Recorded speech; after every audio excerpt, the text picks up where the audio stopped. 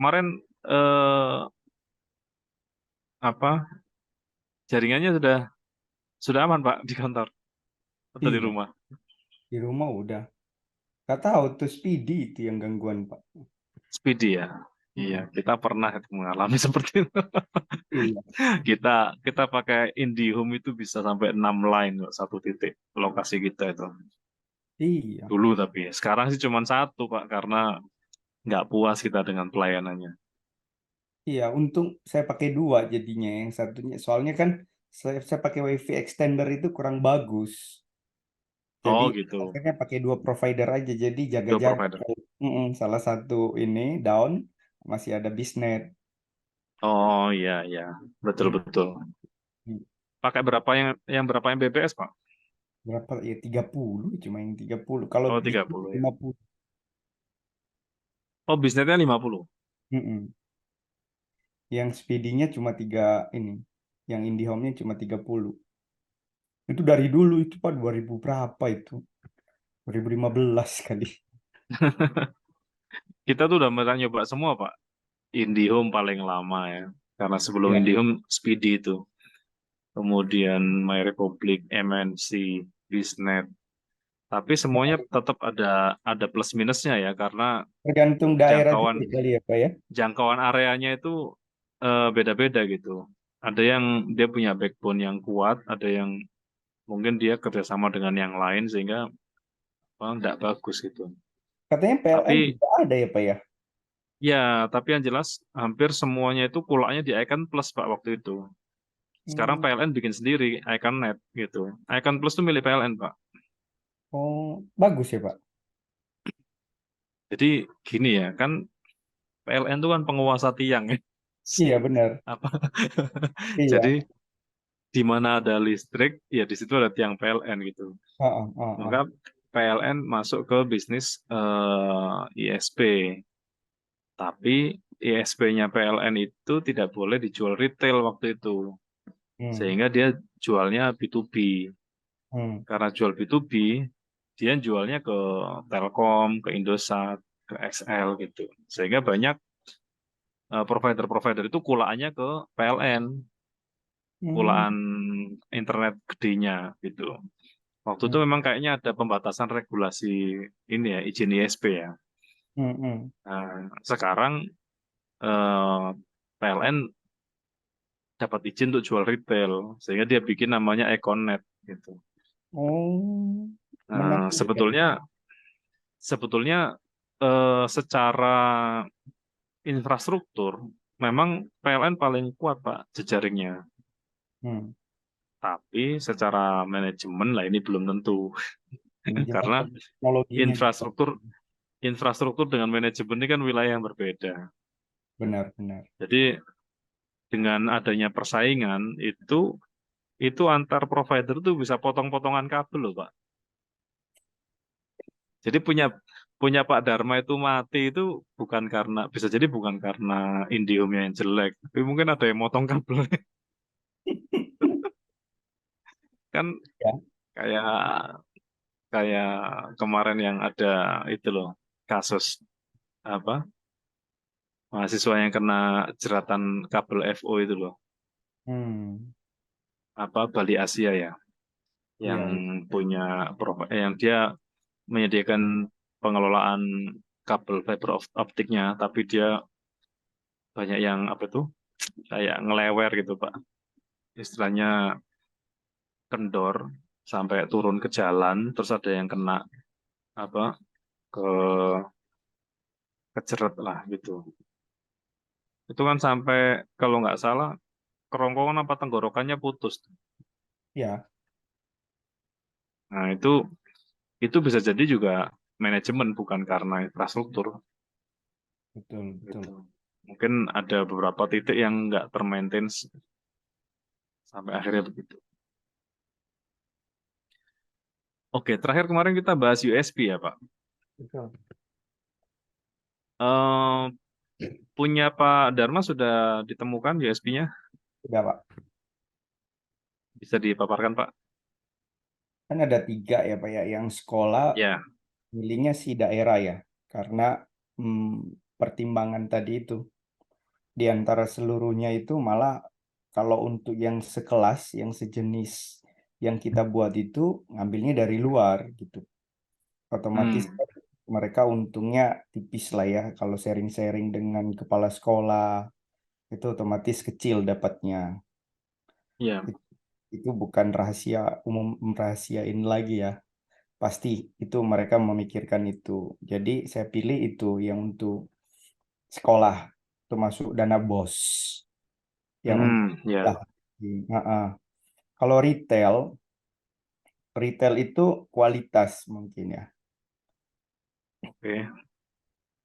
Bukan, kalau retail retail itu harga, Pak. Harga kita masih lebih murah dibandingkan itu. Hmm. Sebenarnya sih ada dua. Ret- Retailnya ini sasarannya siapa nih? Online dan offline ya, Pak ya. Yang ukuran-ukuran Hmm. kecil, Oh ukuran-ukuran ya. kecil. Mm-mm. Sebenarnya ada dua, Pak, tapi saya lebih mungkin orang sih prefer ke harga mungkin ya. Yang penting Hmm. murah dan bagus gitu ya. Cuma lebih genahnya ya murah lah ya. Itu yang Ya. retail. Soalnya saya lihat gini Pak, saya masih bisa jual ukuran 40-60 itu di harga 26.000 ke mana Konsumen. bukan ke toko-toko gitu. Oh, ke toko. Mereka jual berapa, Pak? Mereka jual paling murah itu 35.000. Ada margin 9 ribuan ya. Ya, jadi dalam hal ini nanti mungkin bypass distributor masuk ke retail ya, jualan di online, di website atau di mana lah, di pokoknya pakai marketplace lah. Intinya gitu. Jadi Ya. harga USP-nya di situ di harga. Oke. Terus kalau untuk distributor mungkin bicara Hmm. kualitas karena paling kompetitornya yang itu tadi pemain-pemain yang memang bahannya itu ngambil dari bahan-bahan toko bahan bangunan. Hmm. Harga memang kadang lebih murah, Pak. Udah gitu frame-nya itu kayu. Frame-nya kayu, terus ya berbekas, berbayang kalau di ini. Hmm. Kalau apa namanya kalau ke distributor, ke toko-toko. Di situ Kalau US. yang perkantoran, Pak, nggak dibikin. Perkantoran masih masuk harga juga, Pak. Karena Bukan, kompet maksudnya dibikin USB terpisah, enggak? tadi itu sama, Pak. Kalau kantor dengan sekolah itu mungkin sama ya. Oh, gitu. Enggak. Kalau sekolah tadi kita lebih fokus ke daerah ya, Pak ya. Iya, iya. Nah, kalau kantor masih harga juga. Karena jauh banget, Pak. Saya compare itu jauh. Iya. Hmm. Ya, artinya kita masukin harga di bawah harga toko jual aja, ataupun harga di bawah mereka beli online. Apalagi kan kalau kantor itu kan jarang yang beli yang kecil-kecil kan, Pak. Betul, betul, Nah, mereka betul. pasti ngambil yang besar, minimal itu pakai Cuman alasan kartu. pembelian mereka apa ya, Pak? Maksudnya alasan yang ini, Kalau di kalau di sekolah itu kan rata-rata penjualan menggunakan anggaran BOS, sehingga kadang-kadang mereka tidak tidak butuh pun tetap harus belanja karena harus ya, ada permajaan, ya betul. kemudian masuk tahun anggaran tertentu Sekarang gitu. Kalau di sekarang harus perkantoran kan ya. tentunya lain ya, menggunakan anggaran Betul, sendiri Pak. ya. Kalau kantor otomatis karena butuh ya. Karena butuh dan otomatis pasti cari anggaran yang lebih murah lah, maksudnya yang murah dan bagus selalu sih itu kalau kantor-kantor. Hmm, Hmm. oke.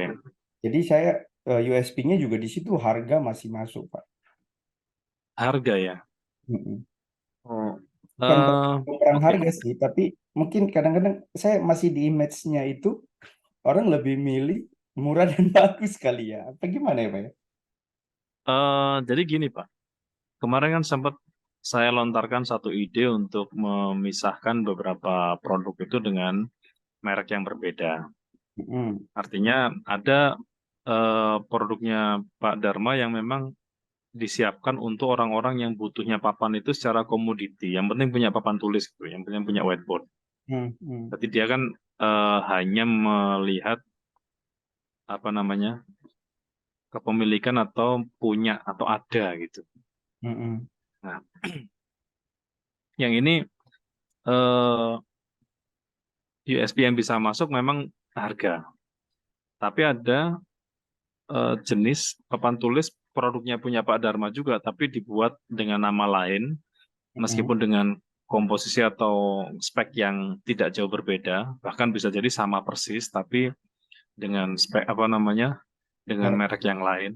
Itu memang disiapkan untuk kelas menengah gitu, yang dia nggak belinya itu asal karena murah Mm-mm. gitu.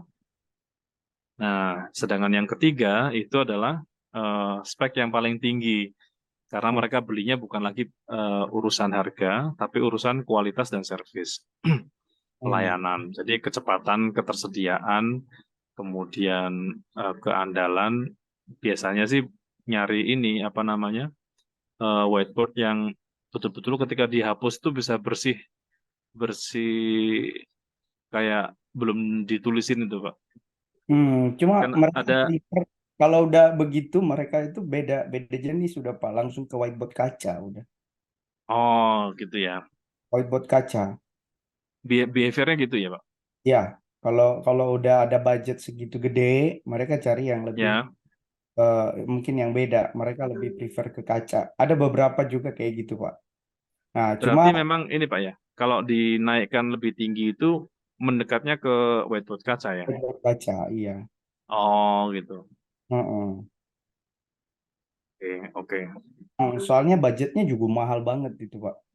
Nah, jadi otomatis kalau orang udah mau lihat seperti itu, sisi ketahanan lama dan benar-benar bersih kalau dihapus, ya masuknya ke Ya, kaca. kaca ya. Oh, oke. Iya. Oke, berarti mungkin tadi sekolah dan retail itu kalau retail itu berarti orang langsung bisa beli sendiri. Karena gini Pak, kenapa Hmm. mereknya perlu dibedain meskipun produsennya sama? Mm-mm. Eh, Kadang ada perilaku orang itu datang ke sebuah toko, dia hanya survei harga, tapi belanjanya tetap di online. Hmm, hmm, hmm. Jadi dia ketika beli di toko berapa, kalau dia mendesak, butuhnya cepat, langsung beli di toko itu. Tapi kalau Ya, butuhnya nggak mendesak, dia cuman survei harga di toko itu, begitu lihat selisih sedikit dengan yang di online, dia ya, tetap belanjanya di online karena ada free ongkir juga gitu. Kalau yang di toko itu kadang ada kesulitan bawanya gitu kalau yang gede-gede itu. Atau ya, ada cas tambahan dari toko itu untuk ongkirnya. betul. Ya, jadi eh, perbedaan merek atau brand ini dibedakan karena salah satunya juga untuk melindungi distributor, Pak. Kan mungkin apa namanya kalau Bapak jual harga konsumen lebih rendah dari harga jual konsumennya distributor, Mm-mm. pasti distributor juga marah ya.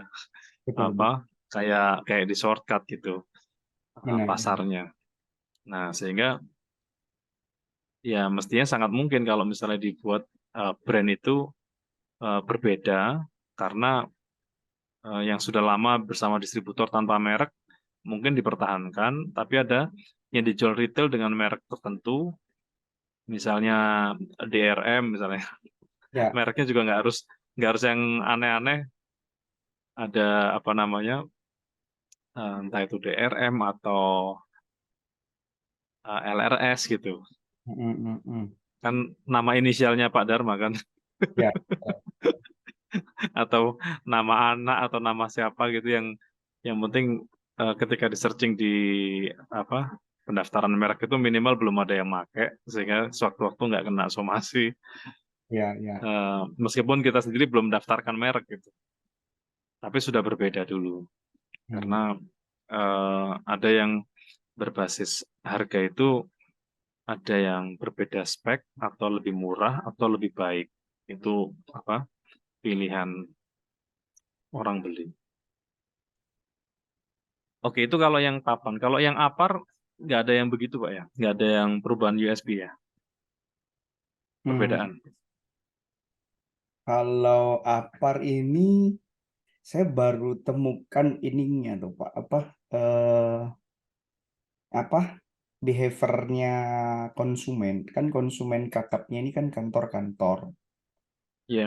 Ini lebih banyak ke pendekatan emosional sih. Oh, ada nggak sih isu apar palsu gitu, Pak? Nggak, kecil, Nggak ada kecil. ya? Kecil Karena ya. Kalau tabung penggunaan gas itu kan ada yang isu tabung gas palsu gitu. ya, tapi ini kan masalah APAR ini kan penggunaannya kecil, Pak.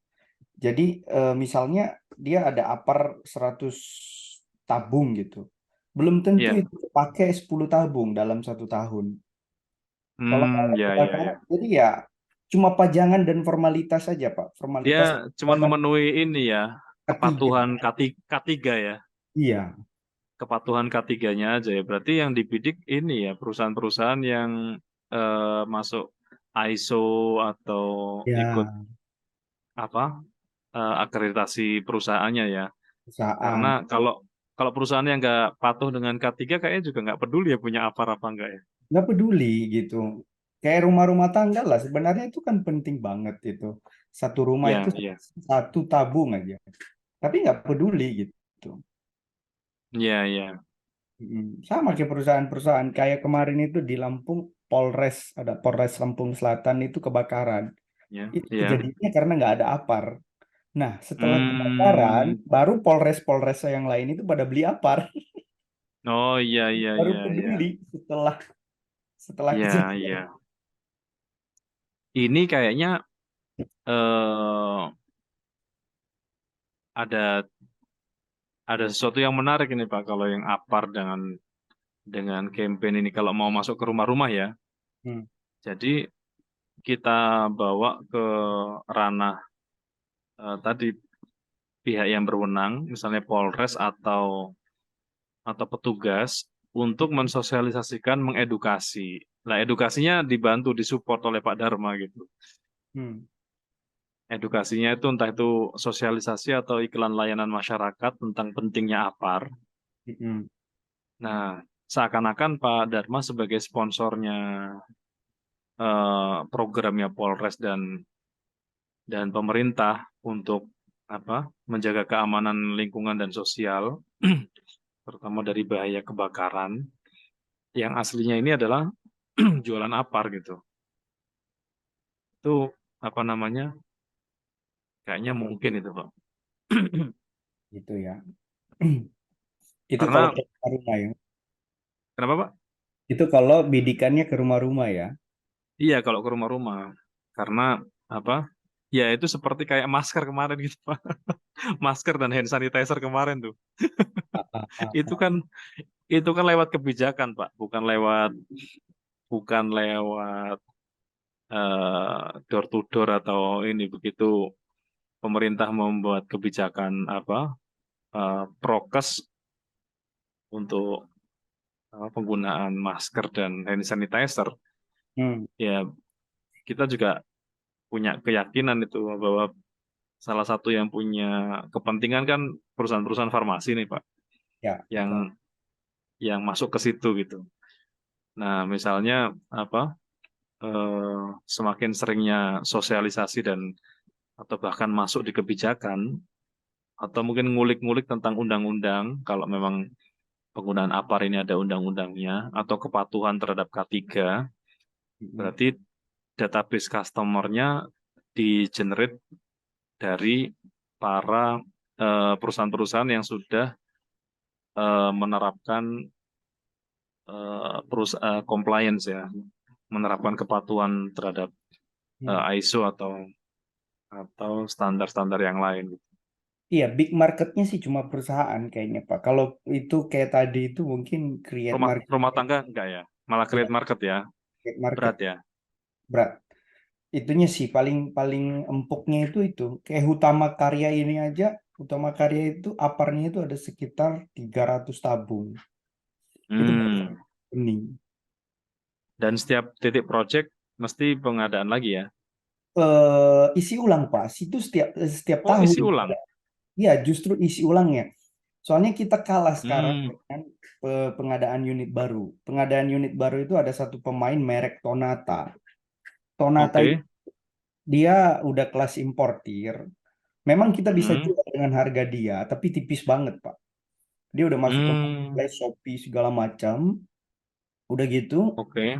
dia udah TKDN, udah lengkap surat-suratnya. Jadi ya agak Oke. berat untuk pengadaan baru, orang lebih milih beli online. Nah, Hmm. saya sih Ya, nggak ya, merasa ya. rugi ya. Mungkin kita kalah dengan pengadaan baru, cuma untuk Hmm. apa namanya, untuk refillnya nanti mungkin mereka nggak bisa isi ulang. Mereka ada di Surabaya, Oh, iya, iya. Jakarta, rugi di ongkir kan? Iya, iya. Kalau Hmm, ini berarti masuknya ke daerah ini, Pak. hmm, USB-nya. Daerah sama servis, Pak. Kalau ya, misalnya harus ada dua. Tapi kalaupun dari dua hal ini yang paling utama satu ya servis ya. hmm, hmm, Karena apa namanya? eh kebutuhannya ini kan sangat-sangat custom ini. hmm. Nah, udah gitu, ini kan gede marginnya, Pak. Jadi modal isi ulangnya itu paling mahal itu lima belas Hmm. ribu per kilo. Oh ya, harga Iya, jualnya? harga jual itu ada yang jual sampai 50 ribu per kilo, Pak. Wah, dua Itu ratus persen ya. itu kalau apa namanya, kalau mereka udah pegang perusahaan itu enaknya. Hmm. Jadi bagian ketiga Hmm. mereka udah pegang semua, udah. Nah, lagi berpikir sekarang bagaimana cara nge-bypass mereka ini. Ini kan yang main di bawah purchasing dan K3. Hmm. Ya, ya. Sisi mereka ini gimana caranya gitu loh, Pak. Nah, Iya, iya, iya, iya. harga ya kita jual 25 ribu, 30 ribu masih jauh, Pak. Iya, iya, iya, betul, betul, betul. Kalau menurut pengalaman Pak Faris gimana kalau kayak gitu? Purchasing itu sebetulnya kuncinya sih goodwill ya. Hmm, Kalau kami dulu pernah jadi supplier bantal guling di hotel dan rumah sakit itu, purchasing itu goodwill. Jadi karena dia itu pegang kunci penganggaran belanja. hmm, Kadang pimpinan tuh nggak ambil pusing gitu, dia manut aja sama purchasing. hmm, Kalau saya memang dulu biasanya kasih ini ada entertain ke purchasing, Pak, gitu. hmm, hmm, hmm, Karena hmm, mereka itu mau geser itu karena sekedar cuma nanya aja kalau kalau pindah ke kita dapat benefit apa gitu. hmm, Nah, kalau apa sepanjang goodwill ini bisa kita jaga bersama karena memang penentunya si purchasing eh, bukan yang lainnya gitu. hmm, eh ini kalau dari USP yang kita kenal memang lebih lebih ke service sih, Pak. Service. Saya tuh pernah pengiriman bantal terlambat di salah satu hotel. hmm, Itu saya datang hanya untuk minta dimarahin. Jadi eh, saya mengakui kesalahan saya terlambat karena pengiriman terlambat. Dia marah-marah, marah terus sampai puas. Habis itu di akhir marahnya itu dia pesan lagi, Pak. Karena mungkin nggak banyak supplier yang siap dimarahin kayak saya. oh gitu. Dan ini waktu itu saya memang belajar sama GM-nya Telkom ya. Jadi kami itu kan punya kemitraan dengan Telkom. Yang ngasih bocoran ini GM Telkom. Jadi Hmm, angka proyek tertentu itu memang yang harus menemui itu pimpinan. Di angka pengadaan tertentu mungkin tim sales kita. Di angka tertentu di manajernya. Di angka tertentu itu pimpinan lagi, GM gitu. hmm, Nah, eh, kita ini kan menyetarakannya seperti itu, Pak. Misalnya eh, kita pegang purchasing. Kalau memang kita itu mau masuk ke level yang lebih tinggi, ya di atasnya purchasing itu misalnya bagian finance atau keuangan ya.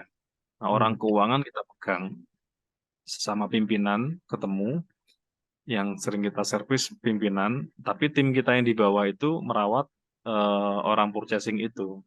hmm, Sehingga kita tidak mendowngrade diri kita ke level yang bawah, kalau kita masuk ke situ, kita dianggap tim sales, Pak. Gitu. Hmm. Nah, tapi kalau misalnya gini, Pak Dharma sebagai pimpinan, ketemu pimpinannya, Hmm. kemudian punya kemitraan, entah itu MOU atau apa, sebutannya beda-beda ya. Ada MOU, ada PKS, ada MOA, ada apa itu PL, kan tergantung ini ya regulasi yang di situ. Hmm. Tapi timnya Bapak memang punya punya tim khusus yang merawat bagian purchasing ini, yang bagian pembuatan apa tuh admin ordernya itu. Hmm. Pak, ini kan jadi gini ceritanya kalau APAR ya, berarti kita lari ke APAR nih ya. Lari ke APAR Boleh, dulu. boleh, boleh, boleh. Iya, Ini APAR ini kan sebenarnya awalnya itu cuma sampingan ceritanya, Pak.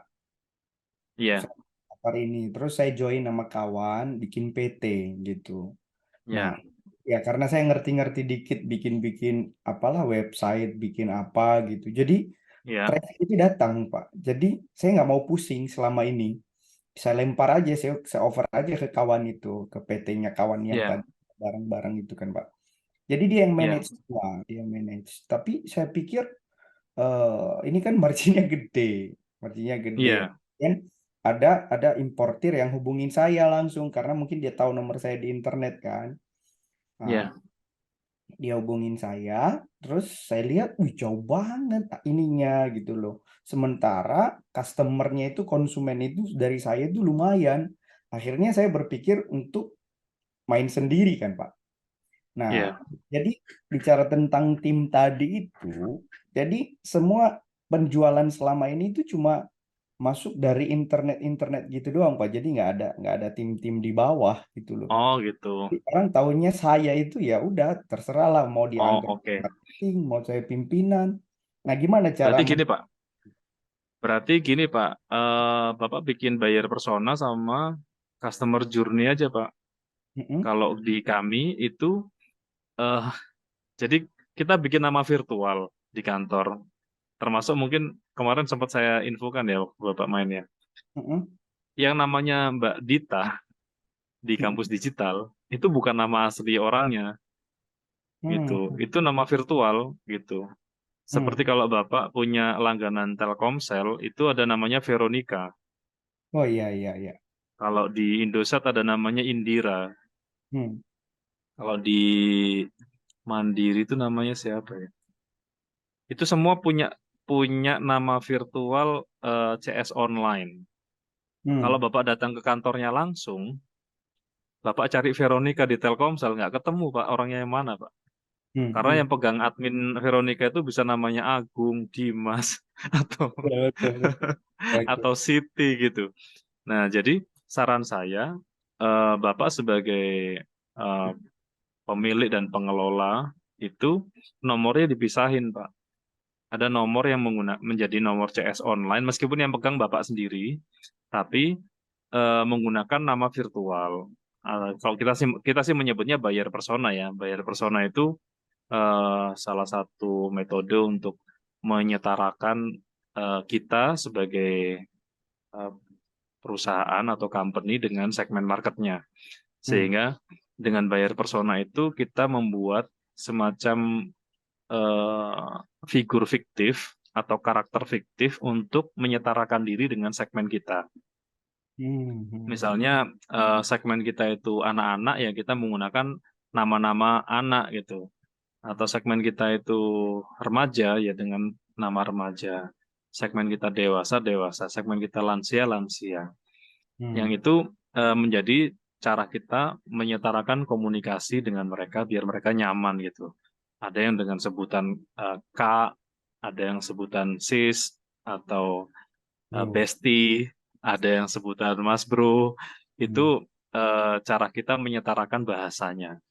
Nah, itu tekniknya namanya buyer persona. Nah, di kami itu buyer persona kami ada banyak, Pak. Ada yang namanya Dita, ada yang namanya Puspa, ada yang namanya Siska, ada yang namanya Sasa, ada yang namanya Safa, ada yang namanya Lita. Itu kalau dicari di kantor nggak ada semua itu nama itu orangnya tuh.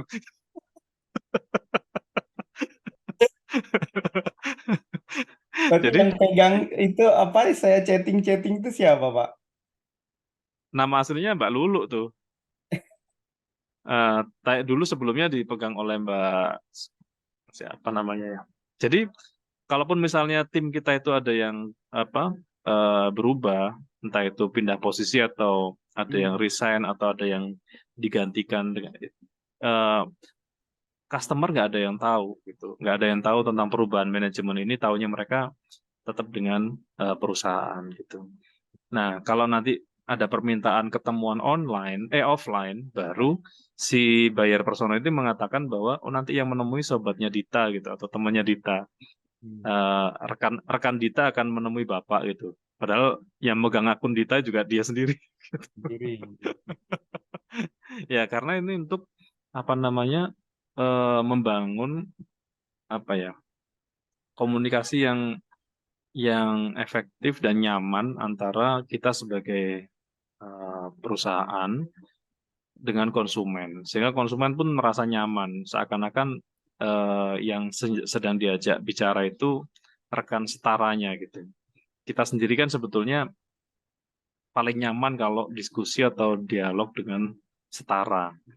Nah, nah itu namanya buyer persona. Memang ada urutannya sih Pak, bikinnya itu nggak langsung jadi gitu, nggak gitu. Tetap ada tekniknya gitu. Hmm. Apa Hmm. tentang termasuk pemilihan segmen yang kita bangun itu, kemudian usia, kita membuat gambaran seakan-akan pembeli kita itu usia berapa sih gitu. Kemudian kita cari karakteristik usia itu tuh siapa. Bahkan kalau misalnya di level lain itu nggak cuman buyer persona tapi sampai ke maskot Hmm. ya, ke maskot.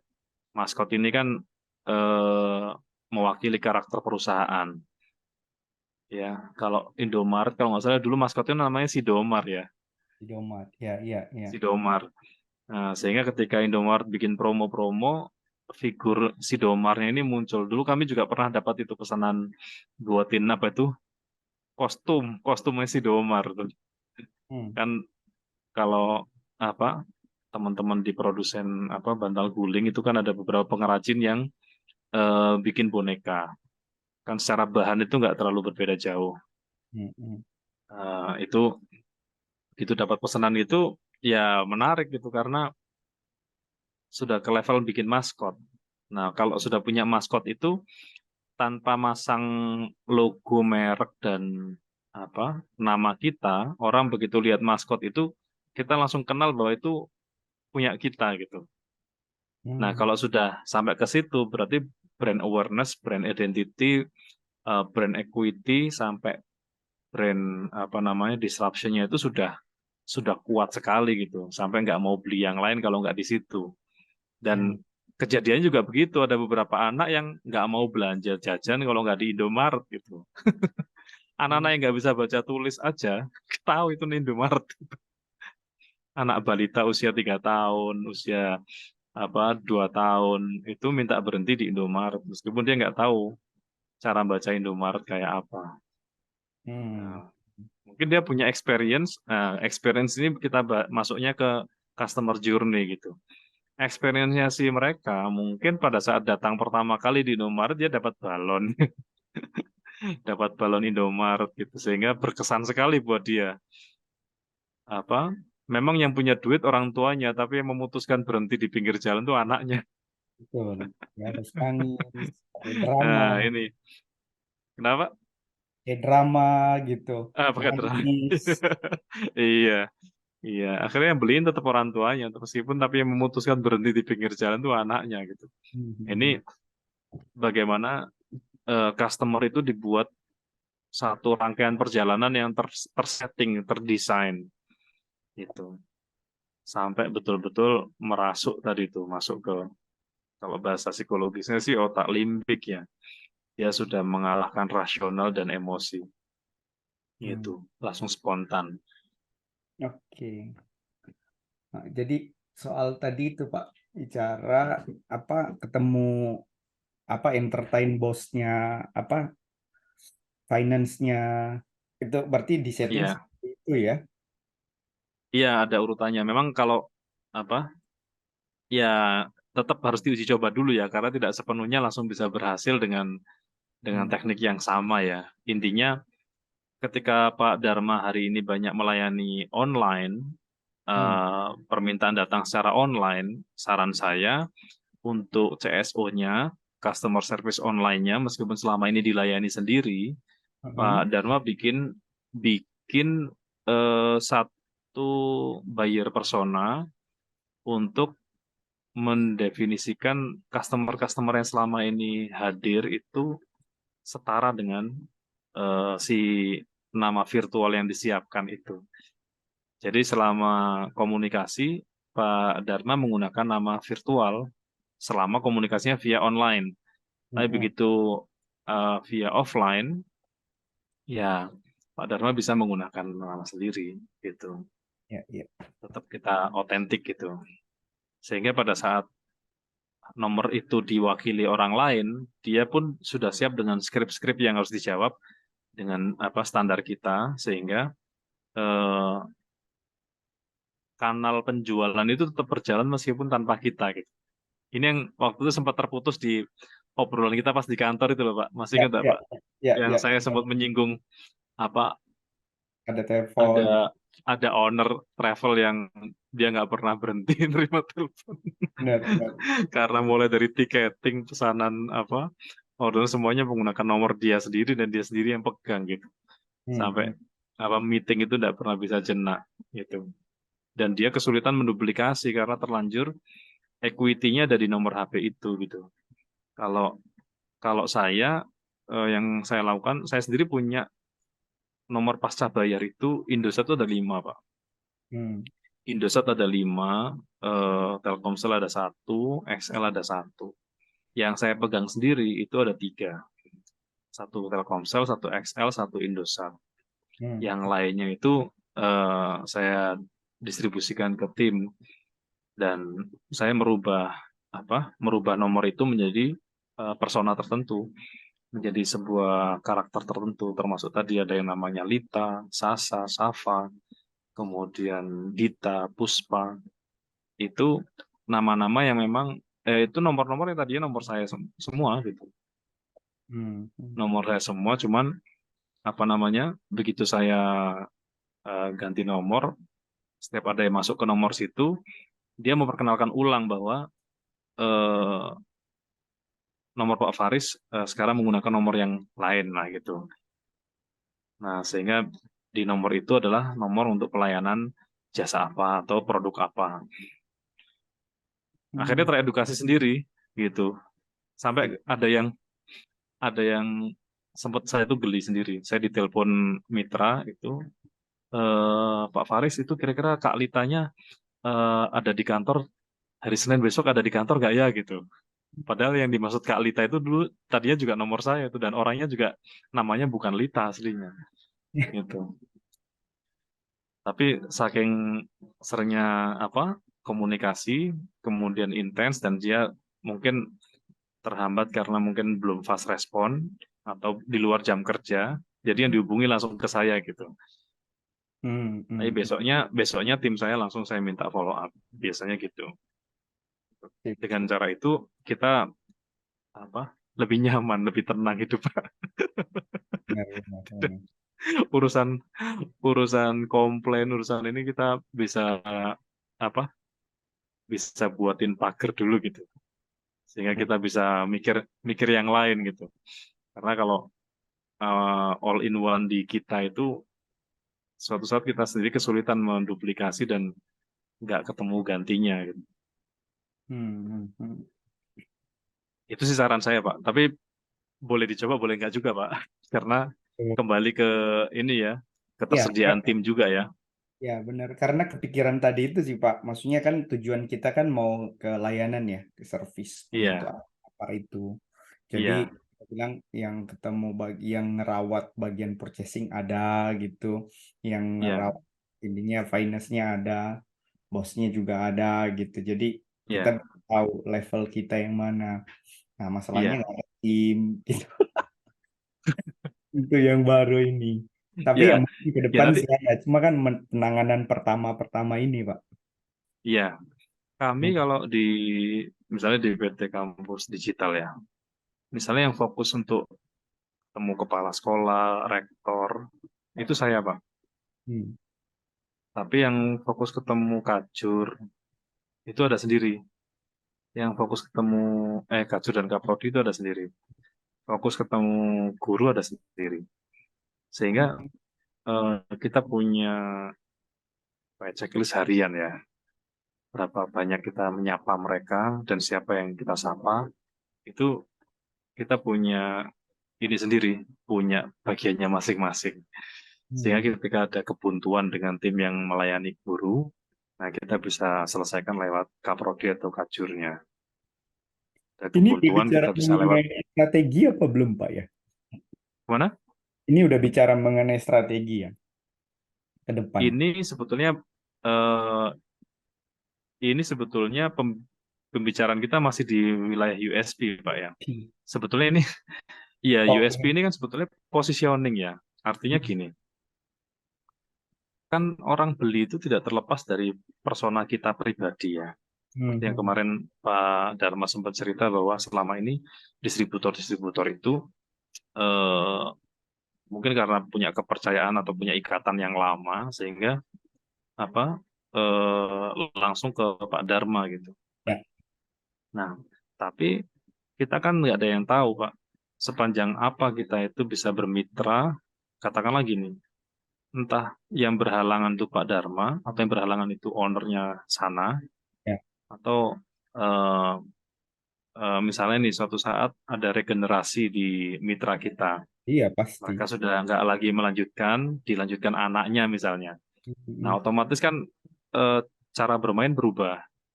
Nah, ketika cara bermain berubah, kita sudah siap dengan tadi eh, regenerasi kita sendiri juga sudah kita siapkan, sehingga pada saat kita itu waktunya untuk membangun bisnis yang baru lagi, bisnis Hmm. yang lama ini tidak lepas karena kita sudah siapin jangkar-jangkar untuk masuk ke sana gitu. Hmm. Paling tidak kalau misalnya di perusahaan yang kita jadikan customer itu punya 3 level posisi, ya kita juga menyiapkan 3 level tim. Hmm. Sehingga ketika ada yang trouble di satu level, kita bisa selesaikan lewat level yang lain. Misalnya Hmm. kita kan gini, kadang-kadang kita hanya megang satu orang kunci ya di perusahaan itu, hanya di bagian purchasing. Hmm. Padahal purchasing ini sewaktu-waktu bisa dilepas, bisa digantikan, bisa dipecat, Hmm. Hmm. kemudian atau direkrut purchasing yang baru. Hmm. Otomatis yang selama ini kita rawat itu hilang semua. Iya. Apa namanya? Kayak putus semua di perusahaan itu karena kita hanya mengandalkan satu orang. Hmm. Tapi Hmm. kalau misalnya kita punya orang kunci yang kita pegang, misalnya, ya sebetulnya tidak harus yang dimaksud dengan dipegang itu semuanya di entertain ya nggak juga. Tapi kadang-kadang cuma cukup disapa seminggu sekali, apa kabar, atau statusnya dikomentari gitu. Ini Ya. acara di mana ya? Nah, itu kan sebetulnya menjalin engagement ya. Karena kalau di kunci marketing hari ini kan bukan lagi di eh, apa sekedar broadcasting ya, tapi adanya conversation. Sehingga semuanya diajarin untuk masuk ke ranah conversation. Tinggal lawan conversationnya ini disetarakan dengan posisi kita, dengan posisi di perusahaan itu. Nah, ini sebetulnya menjadi pintu masuk, sehingga kalau misalnya pintu masuk itu putus di satu channel, ada pintu masuk di channel yang lain gitu. Kayak Hmm. tadi lewat kanal online sudah jalan. Nomor yang dipasang nomornya Pak Dharma sendiri. Selama ini yang melayani Pak Dharma sendiri. Hmm. Nah, Hmm. padahal bisa jadi orang order nggak semuanya lewat channel itu.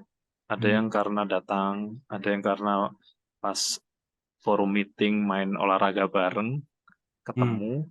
kemudian order gitu. Hmm. Otomatis ordernya ini kan lewat jalur yang berbeda. Betul. Nah, kan kadang-kadang kita gitu Mbak ya. Kita tawar-tawarin nggak ada yang beli, giliran main volley, main badminton, main tenis, main golf bareng, Hmm. deal gitu. Jadi deal-dealnya eh, ternyata di situ bukan di penawaran-penawaran proposal kita. Nah, otomatis mitra itu kan melihat kita itu menjadi mitra yang dianggapnya profesional. Salah satu profesionalnya itu ya tadi apa namanya, kita menyediakan tim yang setara itu. Tapi ini kembali ke masih pembahasan di USP ya, karena USP ini memang apa namanya, kalau misalnya tim purchasing itu kan biasanya mereka ngitung-ngitungnya salah satunya juga harga. Tapi kalau sudah pimpinan itu bisa jadi servis Pak, bukan di harga lagi. Tek, bentar boleh. Ada Ya boleh boleh Pak. tadi ini ada telepon orang tua. Bentar ya Oke Pak ya. silakan Pak. Ya Ya. silakan. Atau kita break dulu ya Pak ya. Saya juga mau ke toilet dulu ya. Boleh, boleh Pak ya. Ya ya Ya. ya siap.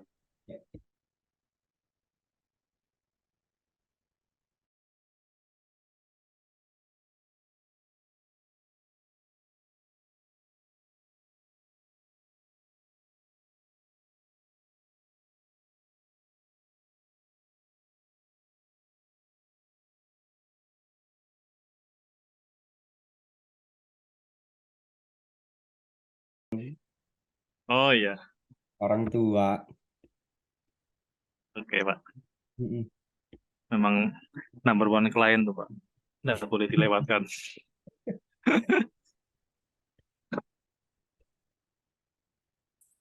Hmm. Oke. Tadi kita diskusi sampai mana ya Pak?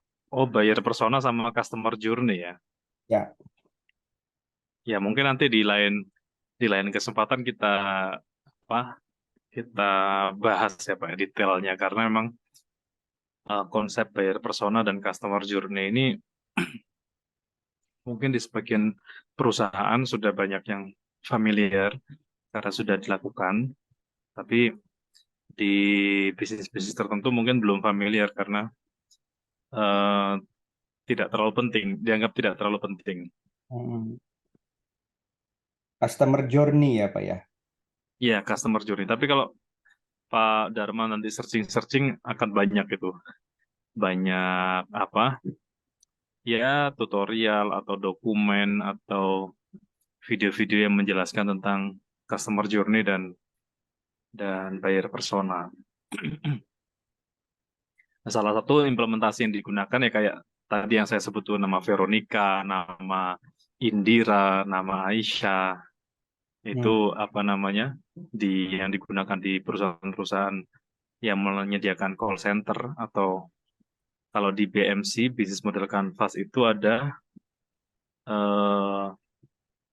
ada satu elemen yang di situ dimasukkan customer relationship. Bagaimana customer bisa mendatangi perusahaan atau menghubungi perusahaan kita atau mencari value dari perusahaan kita.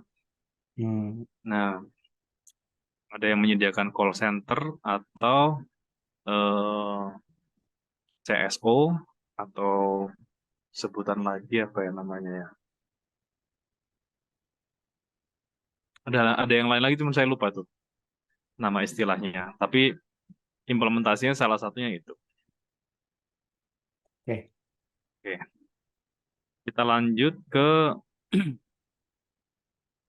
apa namanya, poin berikutnya. Di pertanyaan yang ke berapa ini ya? What do you promise to your customer?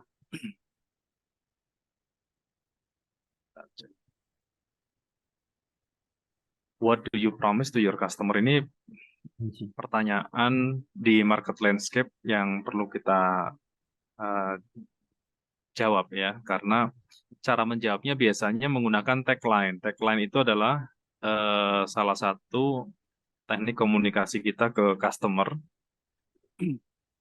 yang menjadi promise kita. Contoh Coca-Cola itu sharing happiness atau membagi kebahagiaan. Open a Coke, open happiness. Sehingga dari sini kita bisa memilih eh, bahasa apa yang bisa kita komunikasikan ke customer kita. Makanya kalau beberapa orang kesulitan membuat caption, kesulitan membuat konten, ya karena sejak awal mereka juga tidak mengenali apa yang mau dijanjikan, apa yang mau didelivery gitu. Hmm. Ibaratnya begini, tidak semua value yang dijanjikan itu adalah eh, konten atau komposisi langsung dari produk dan jasa yang kita jual. Contoh nih, Coca-Cola menjual kebahagiaan. Kebahagiaan itu kan sifatnya abstrak ya, abstrak. Betul. Kalau secara intrinsik, Coca-Cola itu ya minuman. Gitu. Minuman ada cairannya, ada komposisinya. Tapi dia tidak pernah mengkampanyekan minumlah Coca-Cola gitu. Tapi dengan kamu membuka botolnya aja sudah bahagia gitu. Sudah Hmm. bahagia sehingga apa value atau nilai yang ditawarkan ke konsumen itu belum tentu langsung bersifat intrinsik dari produk dan jasa kita. Kayak Aqua. Aqua itu apa Pak yang ditawarkan ke konsumen? Fokus. Fokus atau konsentrasi atau Ya. kesehatan ya. Jadi orang yang seger sehat itu dia bisa konsentrasi, bisa fokus. Hmm. Dia tidak menawarkan minumlah aqua untuk menghilangkan kehausan Anda, tidak pernah. Hmm. Gitu. Dia bahkan tidak pernah mengkampanyekan itu. Justru dia mengkampanyekan sisi lain dari air putih itu, yaitu kesehatannya, konsentrasinya, fokusnya, sehingga ketika dia mau membidik sisi itu, dia tidak pernah punya masalah dengan kompetitor yang jualannya air untuk menghilangkan rasa haus. Karena dia tidak sedang jualan air yang menghilangkan rasa haus. Dia menjual air yang membantu meningkatkan konsentrasi, meningkatkan fokus, meningkatkan kesehatan. Hmm.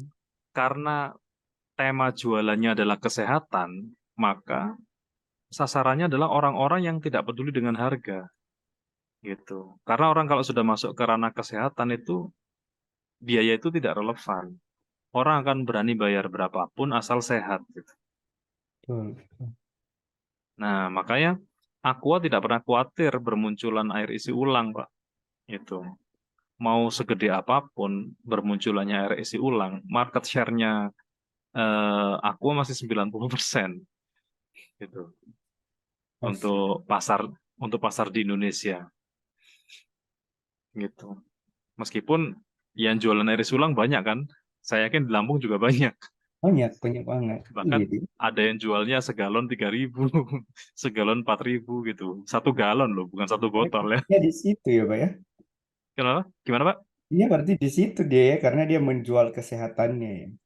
Iya, yang dia campaign, yang dia kampanyekan, yang dia janjikan kepada konsumen dia itu bukan air mineral yang menghilangkan rasa haus, tapi Padahal dia komposisinya sama aja. Bahkan sama aja di Pak. Lampung ini Pak kan ada merek Grand ya. Nah, Iya, Aqua itu kan dia nggak ngambil dari Jakarta, nggak ngambil dari Bogor, dia ngambil di iya, Lampung juga. Dan itu iya. sumbernya itu satu sumber dengan Grand itu, Pak. Grand itu, iya, betul Pak. Dan dia nggak merasa tersaingi dengan Grand sebetulnya Pak. Betul. Gitu. Karena dia sudah punya pasar sendiri yang dia edukasi bahwa kalau mau sehat ya Aqua gitu. Iya. Kalau mau sehat ya Aqua. Kalau Anda mau minum yang lain silahkan, tapi kalau mau sehat ya Aqua. Aja. Iya, tetap susah sekali menggeser orang yang loyal dengan Aqua gitu. Bahkan saya pernah dalam satu event itu meeting begitu tersedia air yang lain sama hostnya minta diganti gitu. Minimal Aqua Pak gitu. Jangan yang lain. Padahal yang lainnya juga harganya nggak jauh beda sama Aqua sebetulnya gitu. Ya. Tapi standar minimalnya Aqua gitu. Kayak air kesehatan yang paling murah itu ya Aqua gitu. Semurah-murahnya air sehat itu Aqua gitu. Padahal Aqua dibandingkan Grand mungkin lebih mahal Aqua kan Pak? Iya. Ini sama aja, sumbernya sama, Iya. asalnya aja. Nah ini yang dimaksud dengan what is your promise to your customer. Jadi dan di sini pula yang ditangkap oleh customer gitu. Sehingga kalau USP kita itu makanya tadi kalau kalau memang mau masuk ke wilayah harga itu memang kita hanya bisa menjanjikan Sudah umum. adanya Anda punya barangnya gitu aja. Jadi kayak kita beli itu sampai punya gitu aja, sekedar punya. Tapi Iya, benefit lainnya belum dapat iya karena sudah kita valid ya, Pak ya. masuknya ke ranah komoditi gitu, nggak ada ranah yang lain. Nah, Berarti sebetulnya Aqua sama Grand tadi kan secara komposisi sama, secara istilahnya mungkin kualitas sama, sumbernya sama, tapi kenapa dia bisa apa lebih kuat ini ya loyalitas pelanggannya dan bahkan mungkin lebih mahal. Nggak tahu Grand sama Aqua mahal mana Pak di sana Pak? Aqua tetap Aqua, Pak. Tetap 5 Aqua lah ya, Aqua ya. Iya. Artinya ini sebetulnya berlaku juga ke papan tulisnya Pak Dharma gitu. Tinggal dinaikkan sedikit satu mereknya, yang satu dibiasa dibikin apa rata-rata sehingga yang satu head to headnya dengan yang komoditi orang sekedar punya papan tulis, yang Hmm. satu ketemu dengan orang yang Anda belum dianggap pinter kalau belum punya papan tulis ini gitu atau rumahnya rumahnya itu belum disebut modern kalau belum punya papan tulis ini atau bahasa-bahasa yang lain lah yang membuat orang itu wajib beli deh kayaknya gitu, Iya, iya, iya. wajib punya gitu.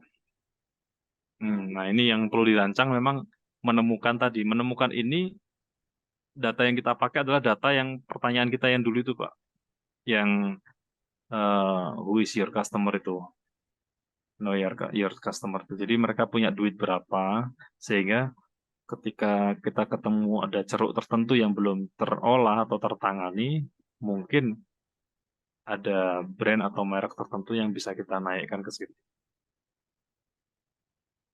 Iya, ya.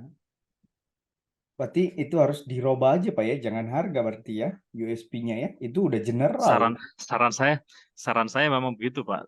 Tapi yang level harga yang masuk ke distributor tadi boleh. Misalnya yang sudah existing kan apa distributor ya.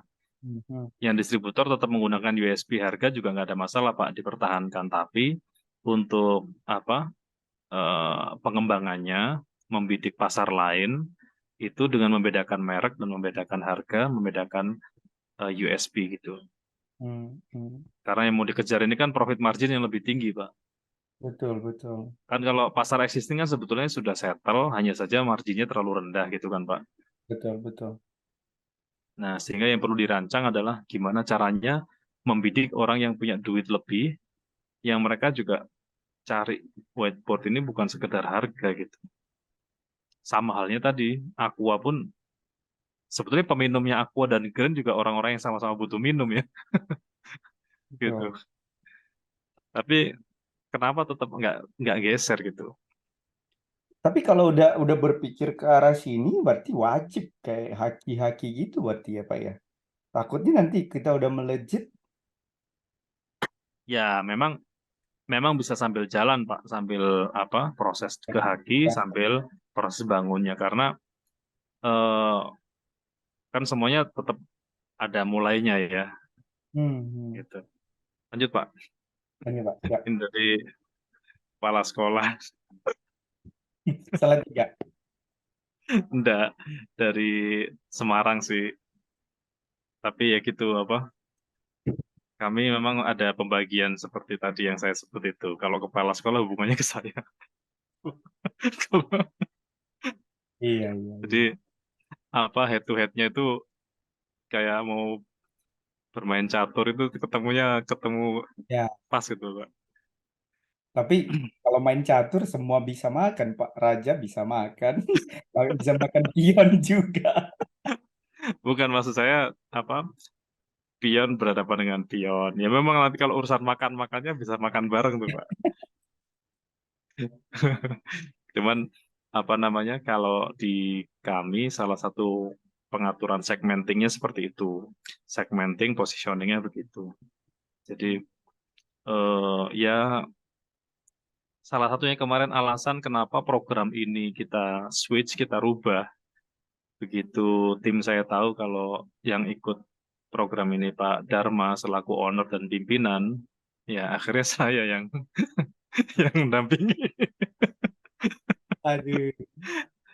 Kalau Bapak ketemu tim saya yang lain, nanti belajarnya teknis sekali, riset kata kunci, Hmm, apa hmm. namanya, ada apa namanya, sudah riset kata kunci, nanti bikin artikel, itu kan sangat teknis sekali. Saya kira apa kami aja beberapa artikel itu order gitu. Iya Misalnya benar-benar. kami punya tim yang segitu banyak untuk bikin konten aja, kita masih sebagian order gitu ke pihak lain untuk membuatkan karena itu sangat-sangat teknis sekali. Dan Itu yang power hari ini artikel itu, power artikel itu bagus nggak Pak? apa Pak? Plugin power artikel. Eh, ya sebetulnya kalau masih plugin itu ya alat bantu aja. Jadi Maksudnya efektif eh, Pak? Enggak Pak untuk bikin artikel gitu.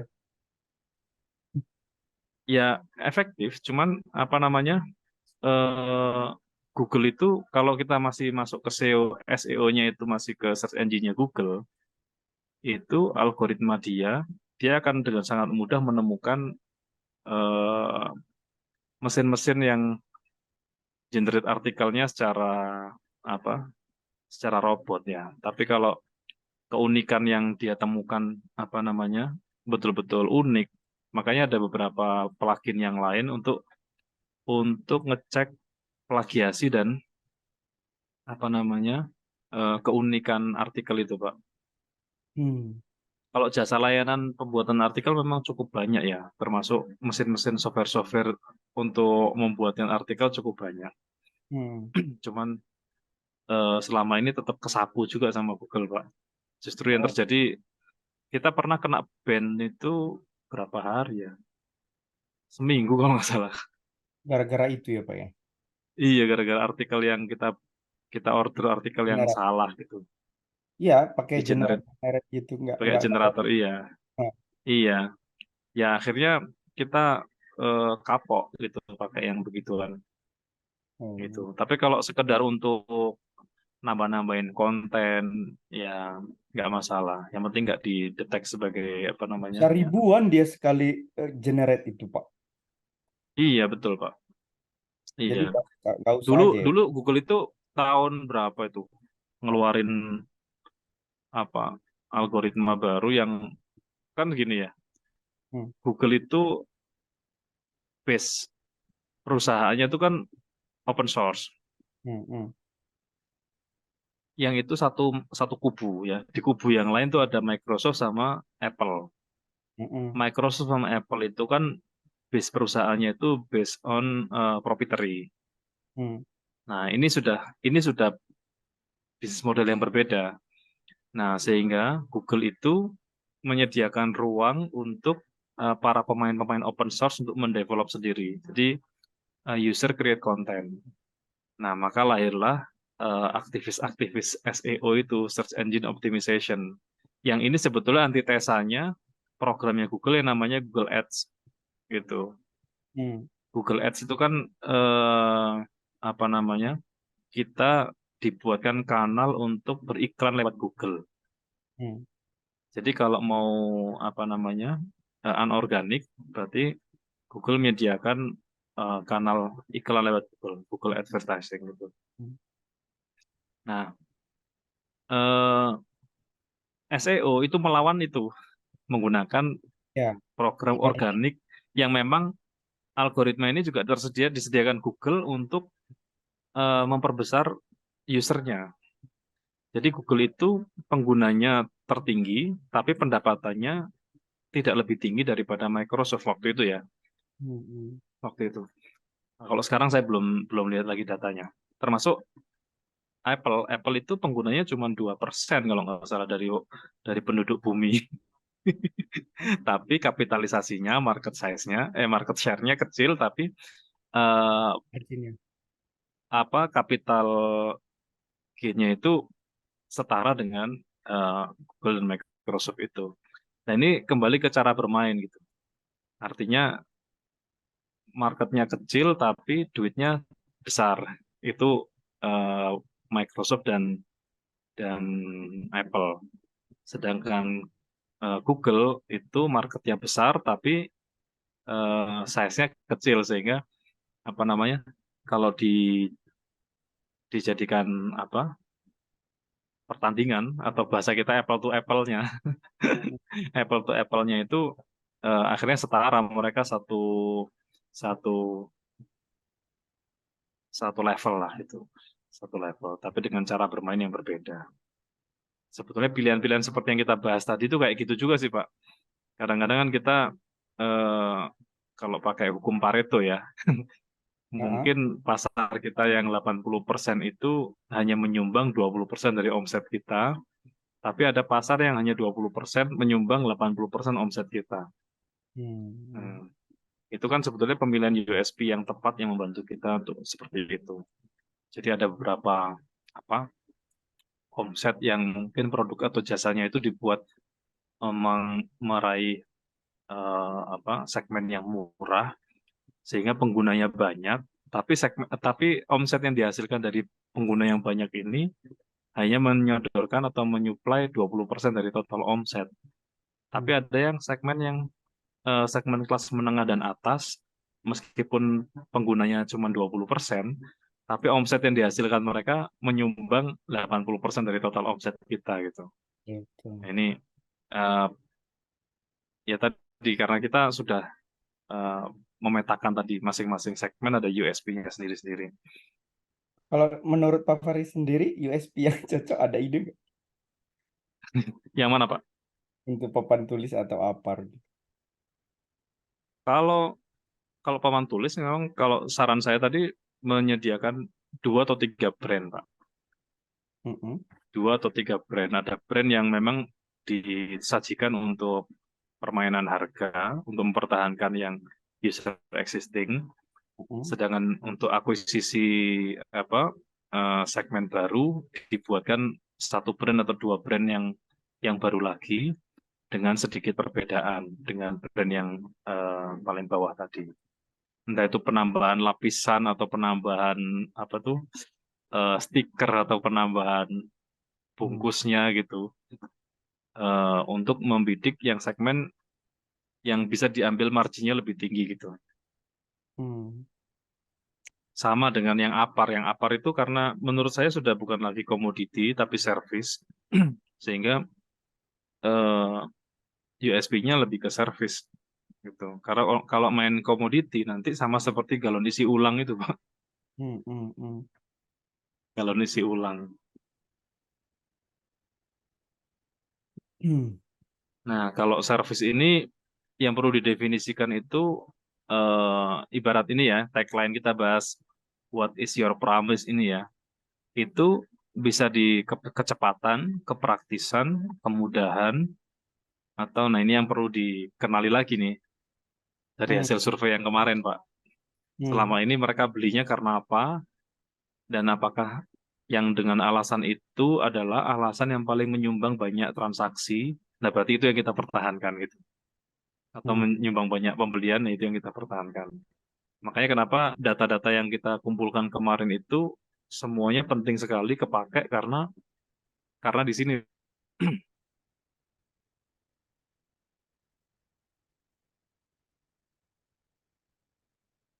pasar online itu kan eh, tidak sedikit itu mengambil behavior-behavior yang praktis dan mudah ya. Hmm. Jadi membuat orang itu tidak perlu ribet dengan datang ke toko, nyari parkiran, belanja, ngangkat sendiri, masukin ke kendaraan, keluar masih bayar ongkos parkir, yang itu mungkin sebagian orang ribet gitu. Hmm. Nah, sehingga tinggal diedukasi sedikit tentang kepraktisan ini, mereka akan membayar sebetulnya ongkos yang dikeluarkan sebetulnya sama, Pak. Gitu.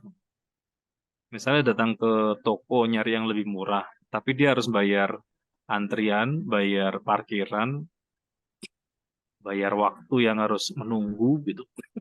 Yang itu kalau diuangkan sebetulnya harganya sama seperti beli di online dengan harga yang lebih mahal, tapi nggak perlu ngantri, nggak perlu nunggu, nggak perlu parkir, nggak perlu Hmm. angkat-angkat sendiri gitu, nggak perlu nyariin apa tuh nyari akomodasi lah, sehingga ini kan perilaku kepraktisan ya. Nah, kalau seandainya apa eh, janji-janji seperti ini yang kita tampilkan, ini asalkan nyampe ke customer kita, mereka akan mempertahankan ke sini.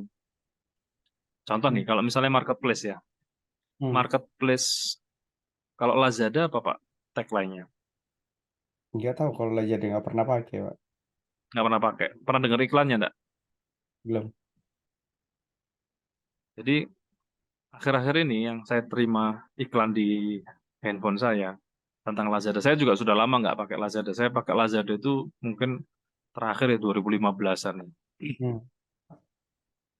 Mereka karena kalah dengan tadinya kegeser dengan hadirnya marketplace yang baru yang sekarang mulai mendominasi kayak Shopee gitu. Hmm.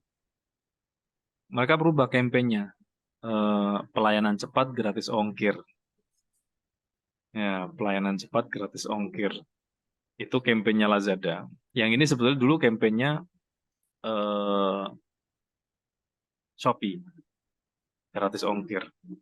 Kalau kampanyenya JDID itu pasti Original. orinya, nah, gitu. Pasti orinya. Sehingga masing-masing kan sebetulnya punya promise ya. Promise ini juga masing-masing berangkat dari keresahan para pembeli gitu. Jadi eh, data yang kita kumpulkan dulu terkait behaviornya para customernya Pak Dharma itu adalah daftar keresahan yang perlu diselesaikan lewat promise ini. Karena mereka lah yang akan eh, menangkap janji-janji yang akan ditawarkan oleh produk. Kan mereka yang ditangkap adalah benefit dari produk yang mereka beli. Kan mereka tidak beli dari produk atau jasa yang kita jual ya.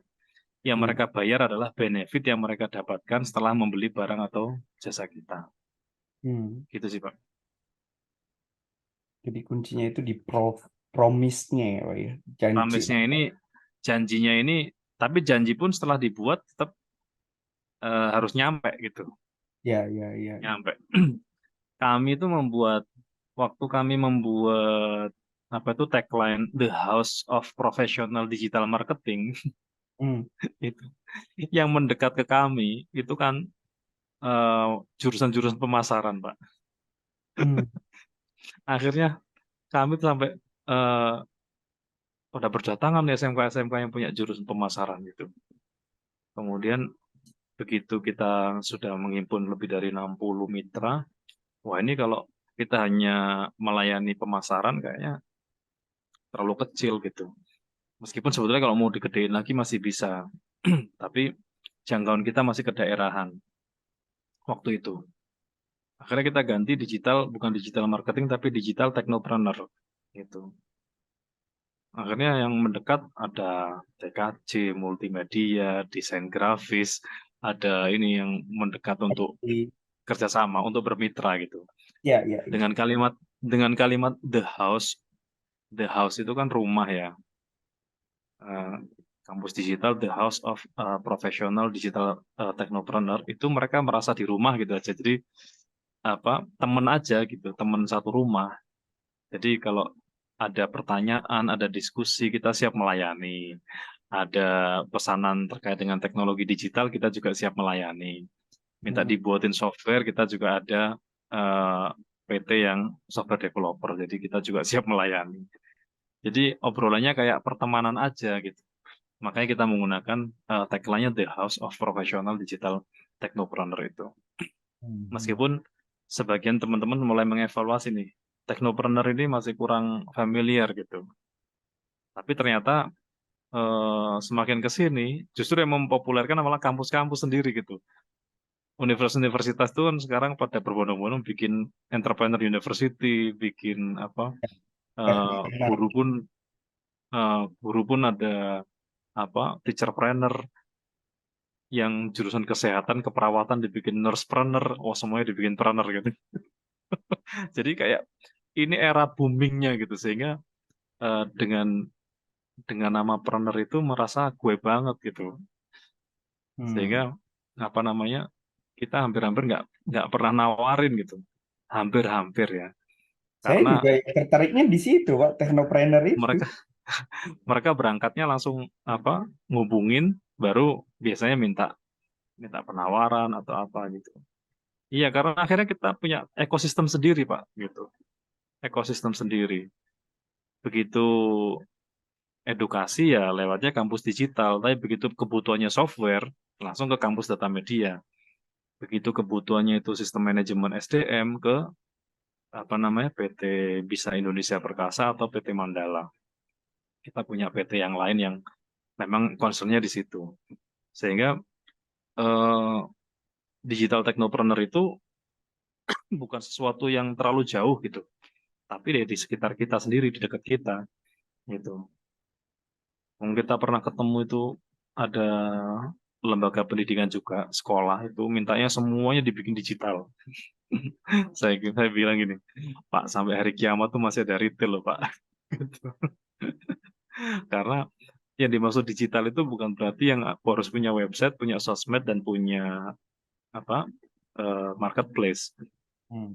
Kalau Bapak baca di data riset yang pernah kami share, yang Digital Behavior 2023, sosmed tertinggi penggunanya adalah WhatsApp gitu. Hmm. Jadi sebetulnya para pelaku usaha itu mengoptimalkan WhatsApp aja, itu sudah praktisi digital marketing. Itu sudah technopreneur gitu. Bahkan melayaninya bisa nggak habis-habisnya hanya lewat WhatsApp.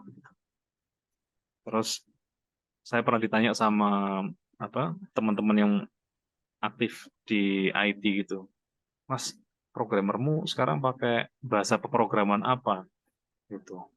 Wah, aku sih kalau bikin website pakai bahasa pemrograman apa?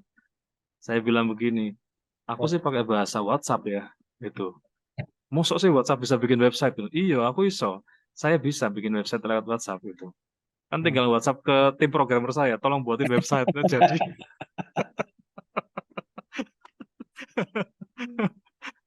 gitu. Teman-teman mikirnya sudah terlalu rumit bikin wah bahasa C atau CI apa Laravel. Oh, Wah, anak-anak sekarang ini dikasih bahasa CI atau C itu udah mumet karena mereka terlanjur suka Laravel. Ada yang suka apa intangible, eh sebentar, namanya apa yang kemarin, yang plug and play itu. Jadi sekarang bikin software itu cuma kayak bikin puzzle, Pak. ya, Sampai anak-anak SD, SMP dikenalkan ini, mereka bisa bikin aplikasi Android gitu. Karena generate dari webpage ke Androidnya itu simple sekali. Kita pernah bikin eh, bukan bikin, ikut pelatihan yang barengan sama Ailo. Itu 4 hari bikin toko online berbasis Android. Dan selesai, Pak. Jadi gitu. Meskipun pesertanya itu orang awam semua, meskipun ada tesnya ya. Tes awamnya itu awam berbasis seleksi ya, bukan semua orang bisa ikut. Itu jadi sampai kita geleng-geleng sendiri. Ini besok mau jadi apa lagi ya gitu. iya ya, Karena apa? Jurusan-jurusan IT sudah nggak relevan gitu. benar. Meskipun tetap ini ya, istilahnya problemnya itu pada saat eh, troubleshooting gitu. Kalau ada masalah, kalau nggak kuat di fundamentalnya, dia kesulitan troubleshooting. Tapi udah Problem bisa dibantu solvingnya sama AI, Pak. kenapa? Udah bisa dibantu sama AI juga untuk troubleshooting. Oh iya, tapi AI hari ini masih masih mahal ya, secara secara keterjangkauan teknologi masih mahal. Yang apa? Yang kita pakai hari ini kan AI yang baru versi 1 ya. Versi 1 itu AI yang didevelop oleh manusia gitu. Hmm. Nah, versi 1 ini dia tergantung mesin learning yang di-develop oleh programmernya.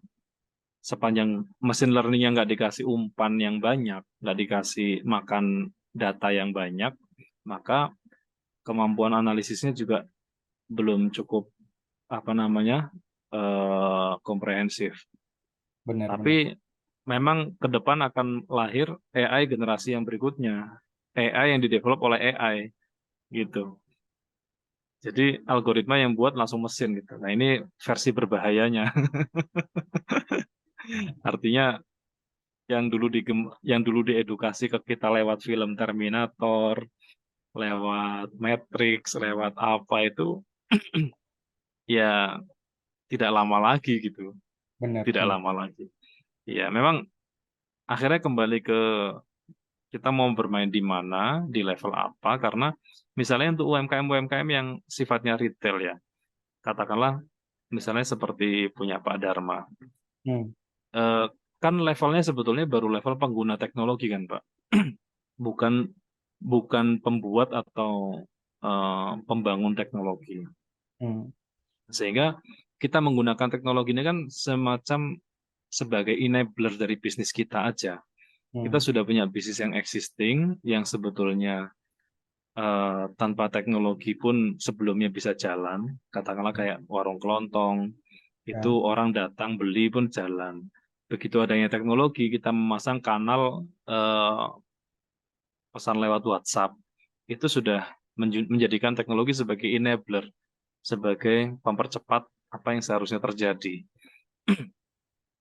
Jadi kehadiran teknologi sepanjang kita ini masih levelnya itu pengguna, ya sudah kita tinggal menggunakan yang sudah ada dan apa ya me- mengevaluasi yang kita gunakan itu efektif, efisien atau enggak gitu. ya, Begitu ada teknologi lain kita langsung ganti gitu. Tapi kalau kita masuk ke level pembangun yang membuat teknologi, ya ini lain cerita gitu. ya. Lain cerita karena cara bermainnya juga lain ya. Misalnya bikin software yang itu membantu bisnis yang dilayaninya eh, dan software ini mau diduplikasi atau di scale up yang lebih membesar, lebih global gitu. Atau membuat teknologi AI sendiri gitu. Itu pasti cara bermainnya berbeda. Nah, Hmm, sepanjang kita ini masih levelnya level pengguna, maka kita tetap fokus di bisnis proses kita sendiri. Kehadiran teknologi hanya di enabler tadi, Pak.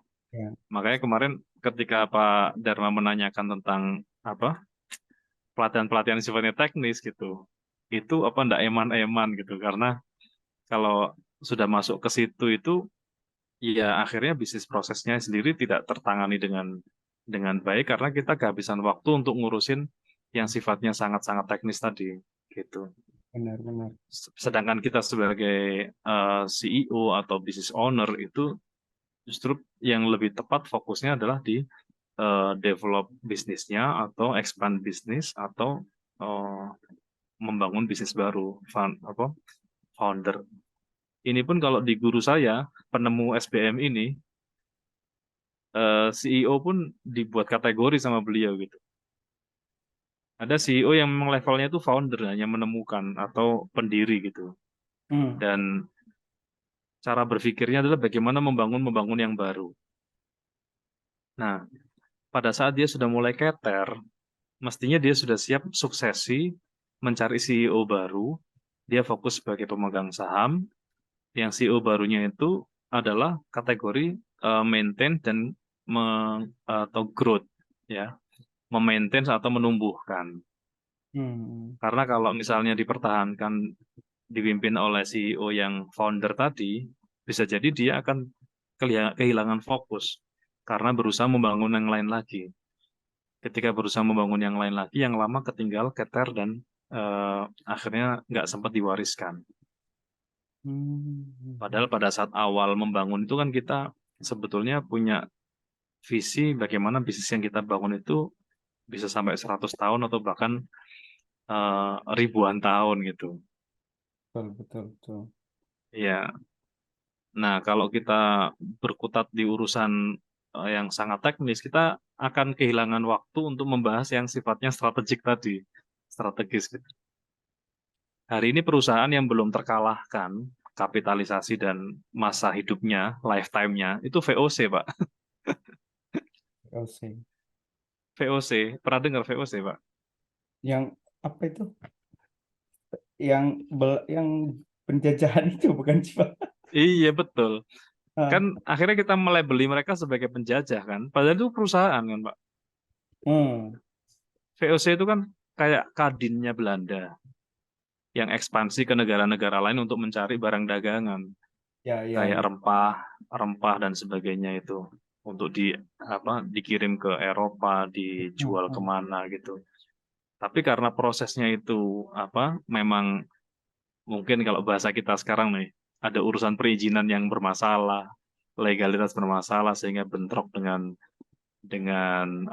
warga, dengan pemilik kebun, dengan petani sehingga jadi bahasa kita paling mudah sekarang ya dijajah gitu aja.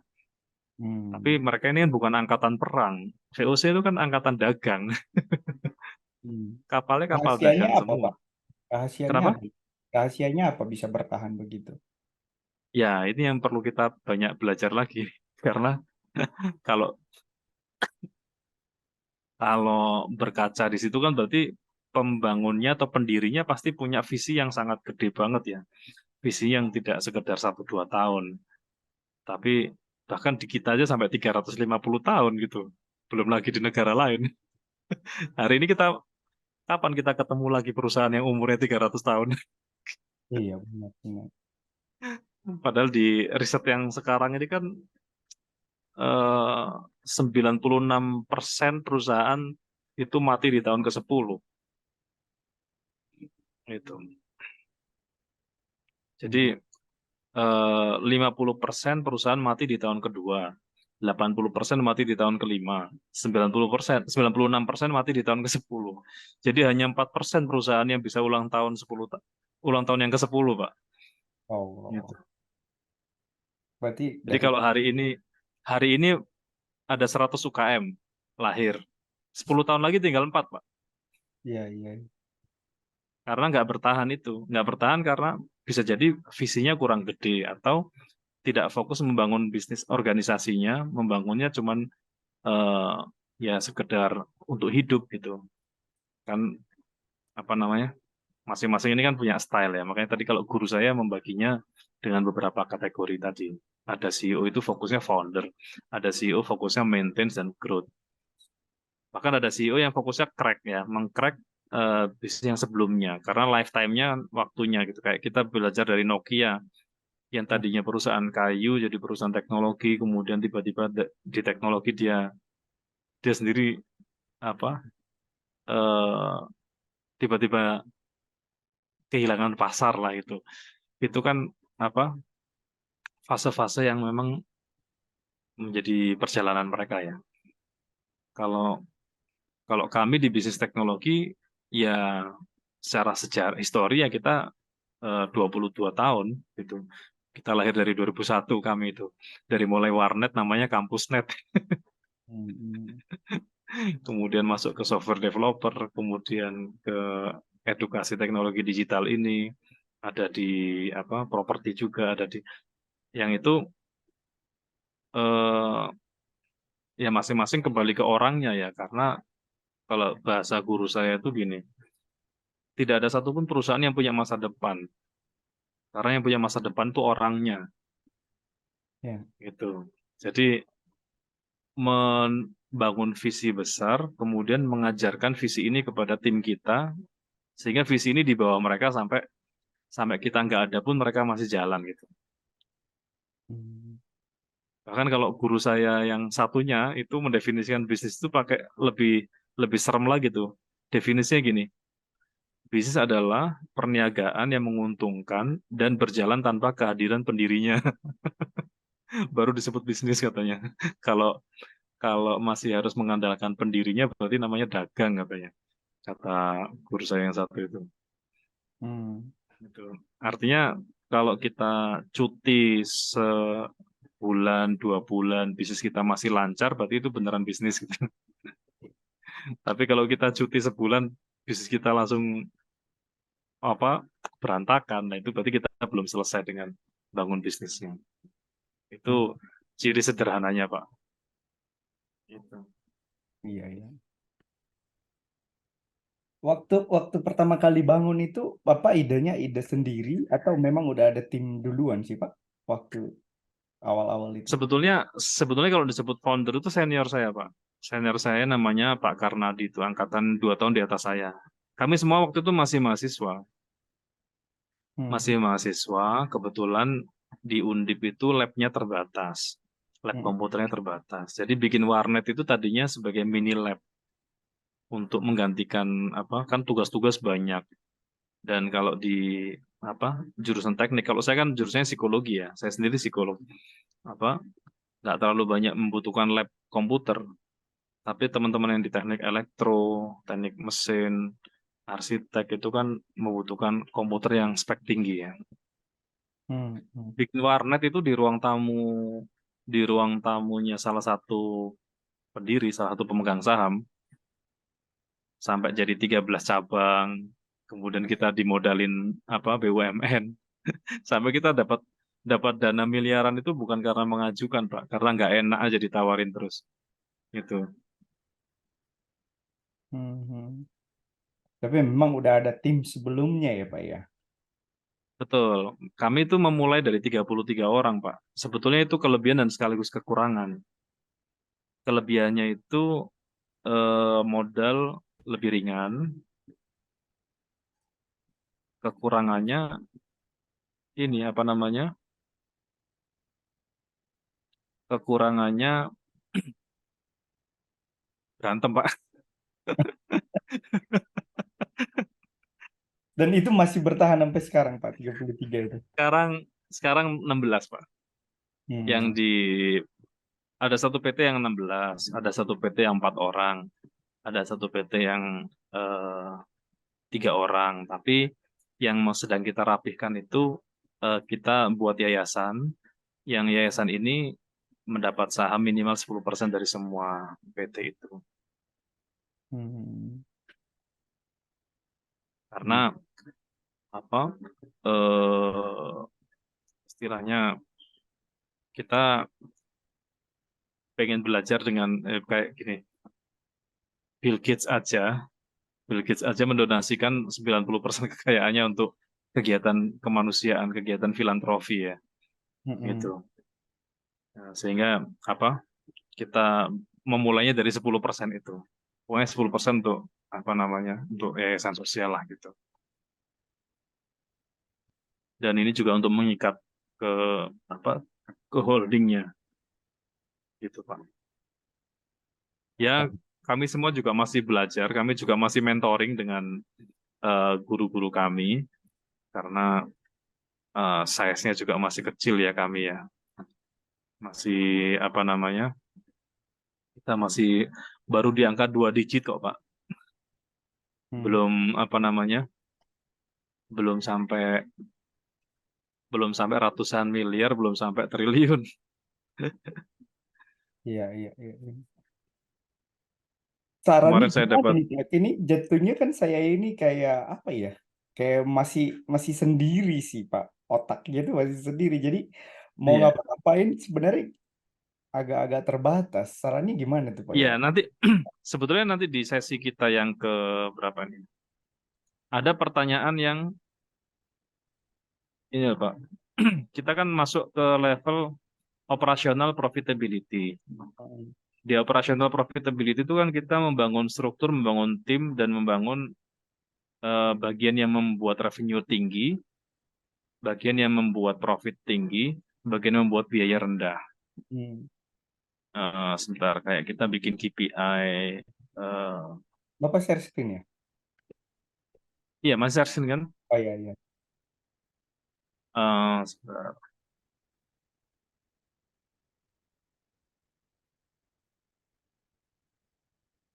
Oh, ini.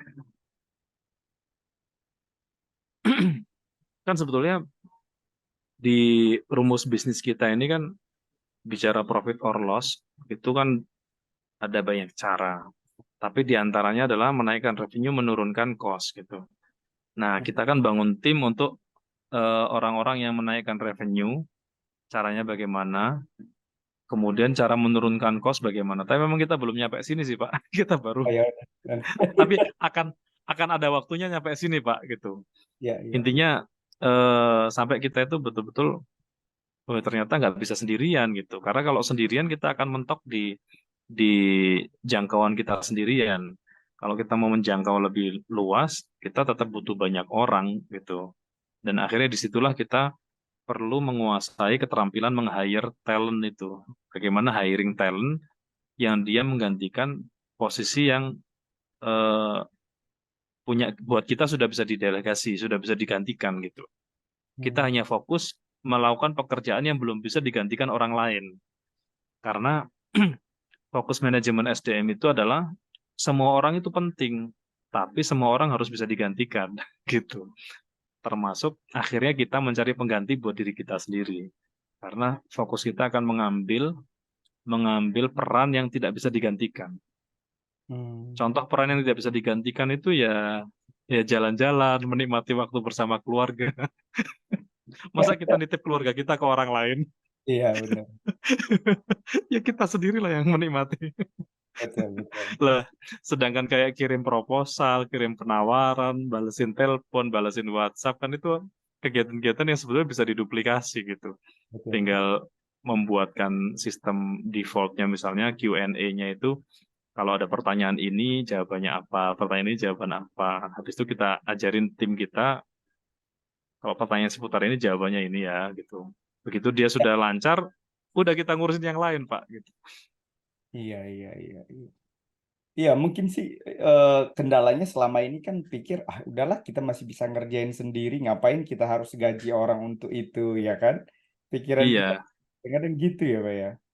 nggak apa-apa, tapi nanti akan ada waktunya, Pak. Kita akan mikir gitu, sampai kapan ya saya seperti ini ya gitu. Hmm. Suatu saat, eh, artinya kan gini, kalau kita lihat pemain-pemain dunia, itu kan mereka punya masa pensiunnya sendiri-sendiri ya. Yang Hmm. definisi pensiun itu juga beda-beda ya. Artinya ada yang betul-betul fokus di kegiatan sosial, itu merasa dia sudah pensiun dari bisnisnya, tapi dia memang sudah punya aset yang menghidupi dia sepanjang akhir hayatnya. Ada bahkan yang sudah menyiapkan ke semua generasi di bawahnya itu sudah punya bagiannya masing-masing gitu. Sehingga di akhir masanya itu sudah punya persiapan gitu. Saya bahkan dulu punya guru yang umur 81 itu masih tenis, Pak. Beliau wafat 86 apa 88 gitu. Gitu. Ketika diajak ngobrolin bisnis, itu beliau cuman cerita, saya sudah siap mati, mas, saya sudah nyiapin apa titik makam saya di mana, kain kafan saya sudah saya siapin, hari ini saya tinggal menyiapkan diri aja masuk di situ, masuk ke makam itu. Jadi main tenis, datang pengajian, tapi apa hotelnya jalan, apa sekolahannya jalan, kampus yang dia bangun juga jalan, Wow. toko retail pakaian juga jalan, apa terus hutangnya sudah selesai, hutang pribadi sudah selesai, hutang korporat sudah diwariskan. Jadi udah tinggal menikmati hidup. Nah, kita kan akan ada waktunya ke situ, bahkan bikin foundation untuk filantropi yang saat ini memberikan beasiswa banyak orang gitu, sehingga meskipun hari ini beliau sudah wafat, sudah meninggal, tapi usia usia manfaatnya itu lebih panjang daripada usia biologisnya gitu. Yang ini kan eh, ya menjadi impian kita semua ya. Artinya apa yang kita karyakan itu memiliki manfaat yang lebih panjang dari usia biologis kita. Ini pentingnya bangun value dan visi yang lebih gede itu, Pak.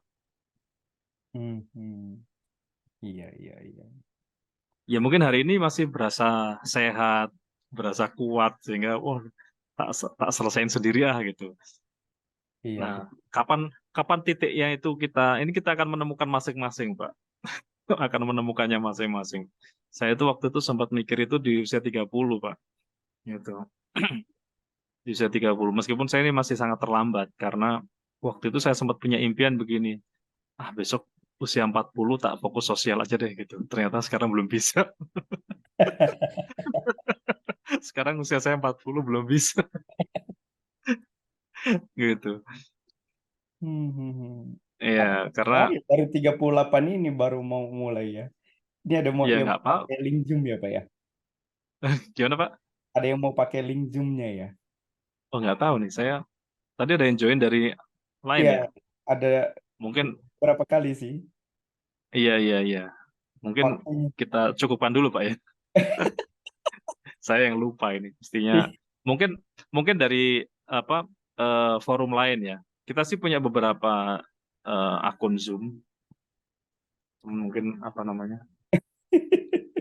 Udah beberapa kali Nanti nongol tadi. iya. Iya, nggak apa-apa, Pak. Mungkin, oke. Tugasnya apa ini, Pak, ya? Untuk cari apa Nah, itu? tugasnya sebetulnya masih berhubungan dengan yang tadi. Iya, Pak. Ini tadi kan em, kita itu ada yang belum selesai ya tentang what do you promise to your customer ini mempertajam promise-nya sih Pak. Kayak apa? eh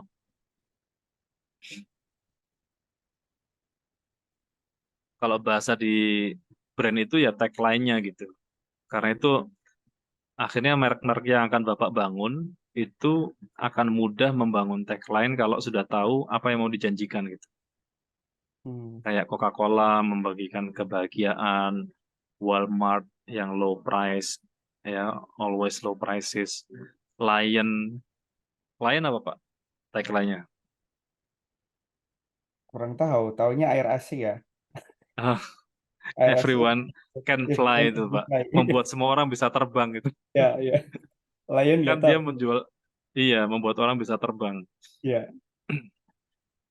Nah, Garuda. Nah, apa namanya? Bagaimana dengan janji dari produk kita? Nah, produk kita itu menyelesaikan memberikan solusi apa sih dari problem yang dirasakan oleh customer? Gitu. Nah, sebenarnya kita, nah ini mungkin kita bahas di lain kesempatan aja ya, pricing strategi ya. Ya. Karena ini diselesaikan dulu deh yang promise-nya ini. Promise dulu ya, Pak ya. Coba nanti. Iya. Itu satu tagline itu mewakili semua atau mewakili per brand, Pak? Kan tujuan tadi kita bikin 3 brand misalnya ya. Iya kan sebetulnya brand itu ada brand perusahaan, ada brand produk. Ya, brand produk Nah, lah misalnya. kita mau mulai dari mana nih? Kalau mau bikin brand produk nggak apa-apa dimulai dari tagline dari brand produk kita. Jadi kan misalnya kita bikin 3, jadi promise-nya itu masing-masing brand itu. Masing-masing brand itu betul. Kecuali dari 3 perusahaan ini Bapak mau bikin holding, kemudian mau dibahas brand holdingnya gitu. Gitu ya. Kalau kami brand holdingnya itu kampus data media itu lightning bridging the future, mencerahkan jembatan masa depan gitu. Karena dulu kampus net disebut warnetnya namanya kampus net karena kami berangkatnya semua dari mahasiswa. Kemudian tempat belajar di dunia maya. Jadi sejak awal kita bikin warnet itu sebagai tempat belajar di dunia maya. Nyari tutorial, nyari bahan-bahan ajar, bahan belajar itu di dunia maya, di internet. Sehingga memang semangat kita semua waktu itu ya itu membangun masa depan gitu. Oke. Jadi fokus di promise dulu ini ya, Pak ya. Promise dulu ya. Boleh berangkat dari produk, Pak. Oke. Mungkin cukup dulu, Pak.